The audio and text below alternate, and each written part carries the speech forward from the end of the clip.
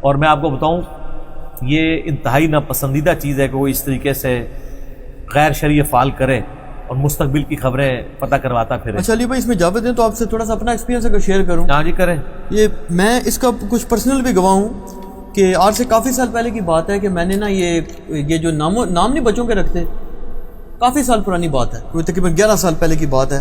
تو مجھے کسی نے کہا کہ جی یہ بھی ایک علم ہوتا ہے. اس وقت غالباً آپ سے میرا خیال ہے میری کوئی اسلام دعا نہیں تھی، وقفیت نہیں تھی. علم الاسماء کہتے ہیں. علم الاسماء. تو میں نے اس طرح کسی سے رابطہ کیا، بڑے جو کہ پاکستان لیول بلکہ انٹرنیشنل لیول پہ مانے ہوئے تھے. اچھا وہ صاحب غالباً ملک سے باہر گئے تھے، ان کی بھی غالباً کوئی خاتون تھی، وہ بولی. تو میں نے کہا جی اس طرح مجھے بتایا جی، میں غالباً اس وقت میں نے کہا شاید زینب نام رکھنا چاہتا ہوں. اچھا وہ میرے خیال سے تھی بھی اہل تشیع. وہ حیران پریشان ہو گئی، یہ آپ نے کیا؟ میں کہ جی کوئی زینب نعوذ باللہ برا نام ہے؟ نہیں جی نہیں، بڑا اچھا نام ہے. لیکن آپ کو عقل نہیں ہے؟ کیوں؟ کیا زینب نام کا آپ نے دیکھا نہیں کہ ان پر آزمائشیں کیسی ہیں؟ یہ تو آپ کی اتنی مجال ہے کہ آپ جناب یہ نام رکھے برداشت ہی نہیں کر سکتے. اچھا پھر ان کے والد صاحب جب آئے نا تو ان سے میری بات ہوئی. میں نے کہا جی مجھے ایک بات بتائیں، میرا نام بھی تو علی ہے. تو کہتے ہیں جی آپ کا نام علی جو آپ کا نام ہی غلط ہے. میں کہا جی آپ یہ کیسی بات کر رہے ہیں؟ وہ کہتے ہیں جی بات یہ ہے کہ عقیدت ایک علیحدہ چیز ہے لیکن پتہ نہیں حقیقت کچھ اور ہے. آپ پر جتنے مسائل آ رہے ہیں یہ علی نام کی وجہ سے، کوئی حضرت علی کا تو جو ان پر بوجھ پڑا ہے وہ آپ اٹھا ہی نہیں سکتے. آپ کا تو نام جناب ہو ہی نہیں سکتا. تو ان کو بتائیں کہ دنیا میں کوئی ایسا انسان ہے جس کو اللہ تعالیٰ نے نہ آزمایا، اس کا نام بتائیں وہ رکھ لیتے ہیں. یہ تو ولا نبی. پھر اس وقت میں نے ایک مفتی صاحب تھے، ان سے میں نے رابطہ کیا. تو ان مفتی صاحب نے مجھے کہا، انہوں نے کہا یار آپ کو میں حقیقت بتا رہا ہوں کہ اس طرح کی جو چیزیں ہیں وہ ہم لوگ بھی بعض اوقات. ہاں تو ان کو یہ بات بتائیے گا آپ کے بھی سب سے زیادہ مصیبتیں اور پریشانیاں جس شخص پہ آئی ہیں اس کا نام محمد ہے صلی اللہ علیہ وآلہ وسلم. آپ نے خود فرمایا مجھے اللہ کی راہ میں جتنا ستایا گیا کسی کو نہیں ستایا گیا. تو آپ یہ نام بھی رکھنا بند کر دیں گے؟ ایسا نہیں ہوگا، بلکہ ان نیک لوگوں کے ناموں کے اوپر نام رکھنے چاہیے. صحیح مسلم میں حدیث ہے کہ بنی اسرائیل اللہ کے نیک بندوں کے ناموں کے اوپر نام رکھا کرتے تھے. آپ علیہ السلام نے اس چیز کو انڈورس کیا.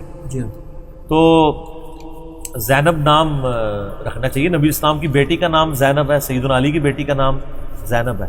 میں نے بھی اپنی چھوٹی بچی کا نام زینب ہی رکھا. یہ نام کوئی بھاری نہیں ہوتے ہیں، یہ علم الاسماء خام خواہ کہ انہوں نے، بلکہ وہ شمع شبستان رضا آپ کو کتاب ملے گی، اس میں باقاعدہ وہ حروف ابجد نکال کے باقاعدہ کیلکولیٹ کرتے ہیں.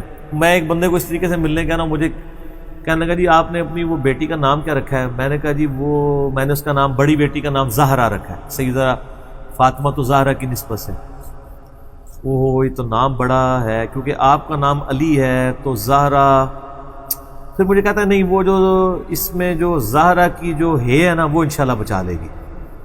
وہ انہوں نے کوئی حساب لگایا ہوتا ہے کہ اس کا فلاں جو حرف ہے نا وہ فلاں کو کاؤنٹر کر لے گا.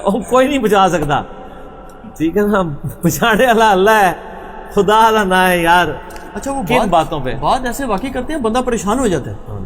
تو بندہ پریشان وہی ہوتا ہے جس کو نہیں علم ہوتا. ہم تو باتوں کو سنتے ہیں اور محظوظ ہوتے ہیں، پریشان نہ ہوا کریں.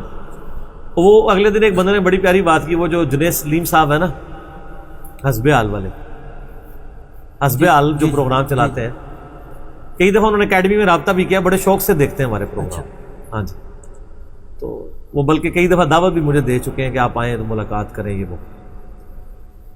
تو انہوں نے بڑی پیاری بات کی وہ سہیل احمد والے پروگرام میں.